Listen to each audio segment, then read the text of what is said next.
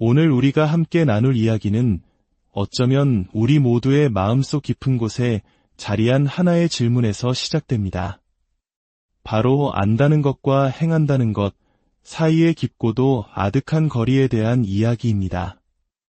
이 이야기가 여러분의 마음에 울림을 준다면 조용히 구독과 좋아요를 눌러주세요.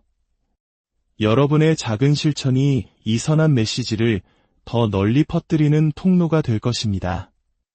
이 말씀을 듣는 모든 분들의 삶에 하나님의 크신 은혜와 평강이 함께 하시기를 기도합니다.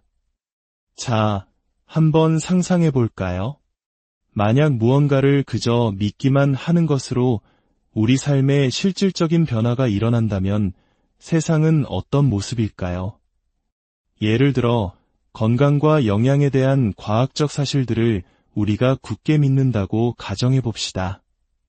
균형 잡힌 식단과 꾸준한 운동이 얼마나 중요한지 우리는 머리로는 이미 다 알고 있죠. 그런데 만약 그 사실을 믿는 것만으로도 실제로 건강한 음식을 먹고 땀 흘려 운동한 것과 똑같은 효과를 얻을 수 있다면 어떨까요? 정말 놀랍지 않을까요? 우리의 삶은 송두리째 바뀔 겁니다. 세상의 중독으로 고통받는 사람은 아무도 없을 겁니다. 중독이 관계를 망치고 건강을 해친다는 사실을 우리 모두가 믿고 있으니까요. 재정 문제로 힘들어하는 사람도 없을 겁니다. 수입보다 적게 쓰고 빚을 지지 않으며 미래를 위해 저축해야 한다는 재정 원칙을 우리 모두가 믿으니까요. 학업으로 고민하는 학생도 없겠죠. 철저한 예습과 복습이 성공의 길이라는 것을 믿기만 하면 저절로 좋은 성적을 얻게 될 테니까요. 하지만 현실은 그렇지 않습니다. 우리 대부분은 무엇이 옳은지 알고 어떻게 살아야 더 나은 삶을 살 수 있는지에 대한 충분한 정보를 가지고 있습니다. 우리의 문제는 정보의 부족이 아닙니다.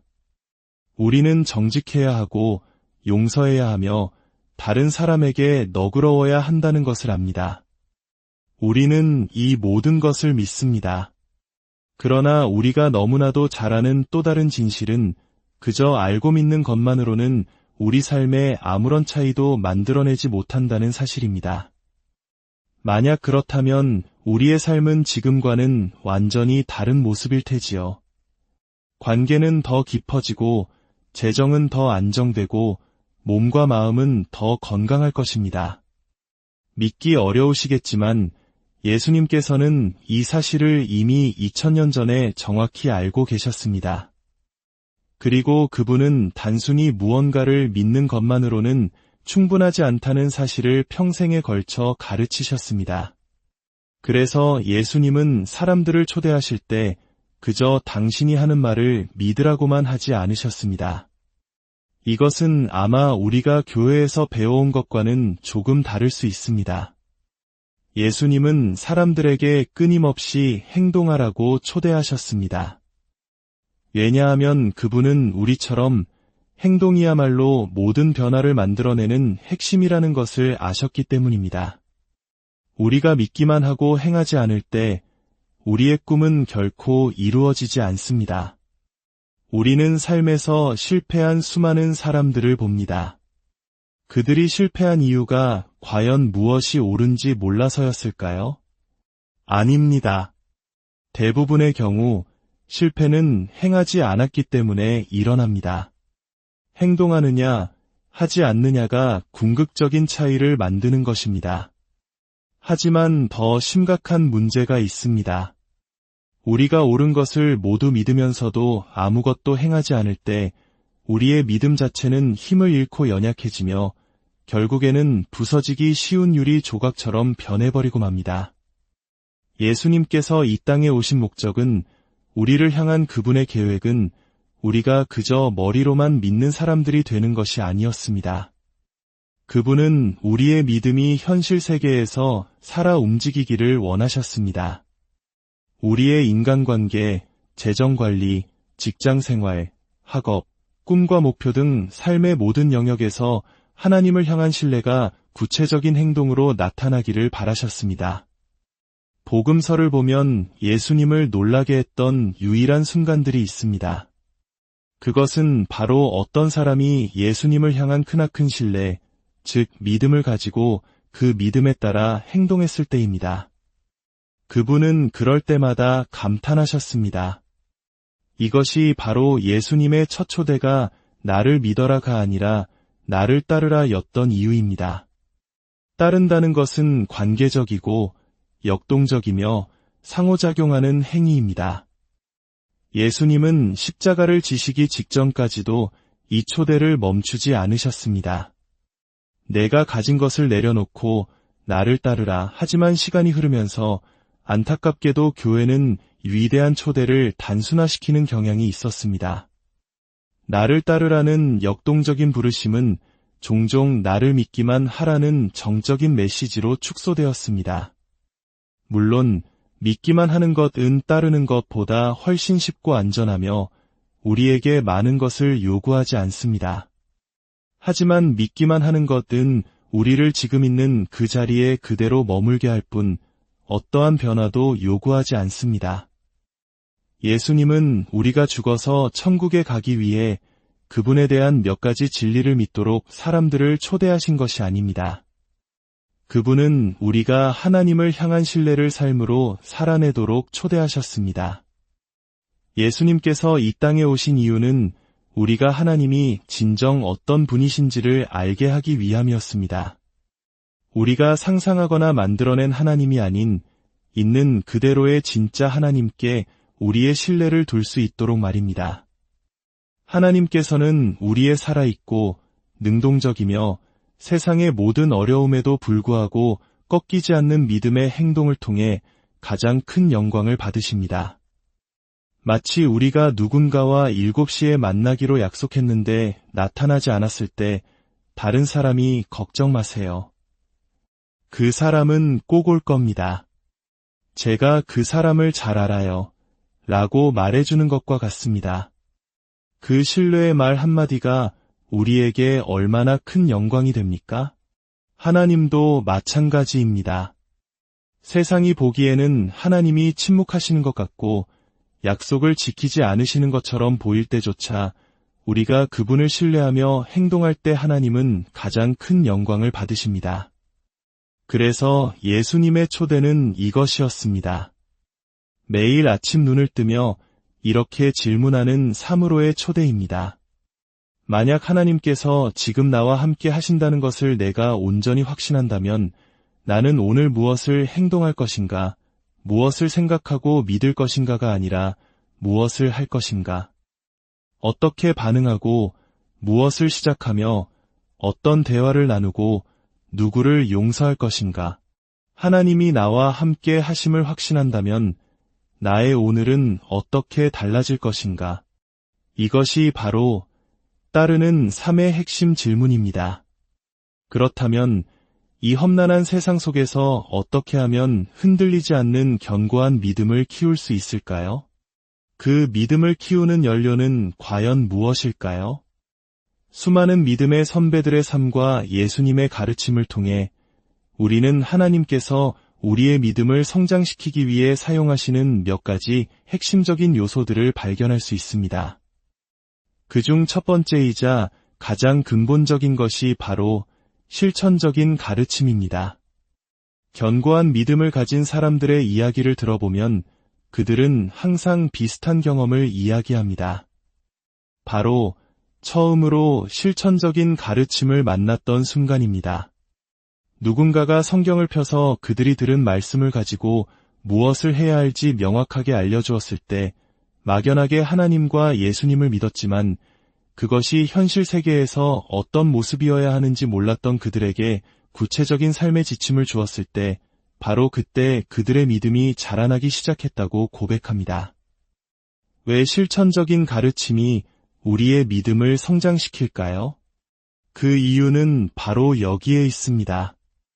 우리의 능동적이고 실천적인 믿음이 하나님의 신실하심과 만날 때 우리의 믿음은 폭발적으로 성장합니다. 마치 하나님께서 우리 마음속에 가서 그 사람과 화해하렴이라고 속삭이시는 것과 같습니다. 처음에는 싫어요. 그 사람이 먼저 잘못했잖아요 라며 저항합니다. 하지만 계속되는 그 부르심에 마침내 순종하여 어려운 대화를 나누었을 때 그 이후에 찾아오는 평안과 관계의 회복을 경험하며 우리는 하나님의 신실하심을 목격합니다. 그리고 우리의 믿음은 한 뼘 더 자라납니다. 믿음은 근육과 같습니다. 근육을 키우려면 운동을 해야 합니다. 믿음의 운동이란 바로 이렇게 말하는 것입니다. 하나님, 결과가 어떻게 될지 모르겠지만 주님께 예라고 대답하겠습니다. 다른 사람들은 모두 저를 어리석다고 할지 모르지만 이것이 옳은 일임을 알기에 주님을 신뢰하며 나아가겠습니다. 그리고 그 결정의 반대편에서 하나님의 신실하심을 경험할 때 우리의 믿음이라는 근육은 더욱 단단해집니다. 이 원리는 예수님의 사역과 가르침 전체를 관통하는 핵심 주제였습니다. 그 대표적인 예가 바로 그 유명한 산상수훈입니다. 마태복음과 누가복음에 기록된 이 설교는 예수님의 핵심 가르침의 정수라고 할 수 있습니다. 산상수훈의 가르침은 너무나 실천적이어서 듣는 이들을 불편하게 만들 정도였습니다. 예수님은 당시 세상의 가치관을 완전히 뒤집는 하나님 나라의 윤리를 선포하셨습니다.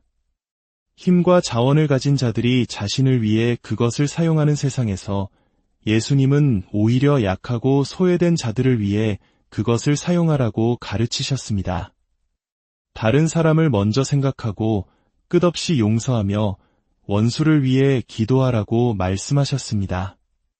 다른 사람의 눈에 있는 티를 빼기 전에 먼저 내 눈 속에 있는 들보를 빼어라는 가르침은 우리 자신을 먼저 성찰하라는 강력한 도전이었습니다. 이 모든 가르침은 너무나 현실과 동떨어져 보여서 어쩌면 비현실적으로 들리기까지 했습니다.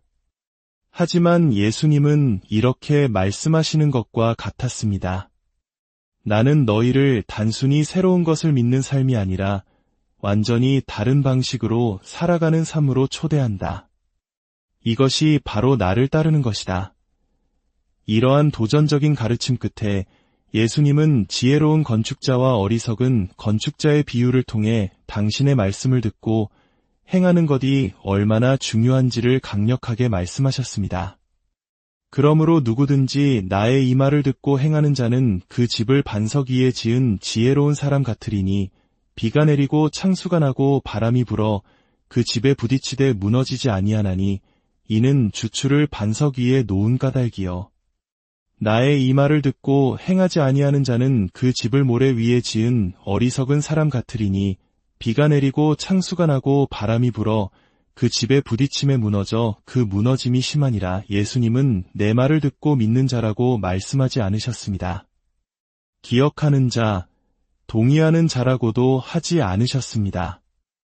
오직 듣고 행하는 자만이 지혜로운 사람이라고 하셨습니다.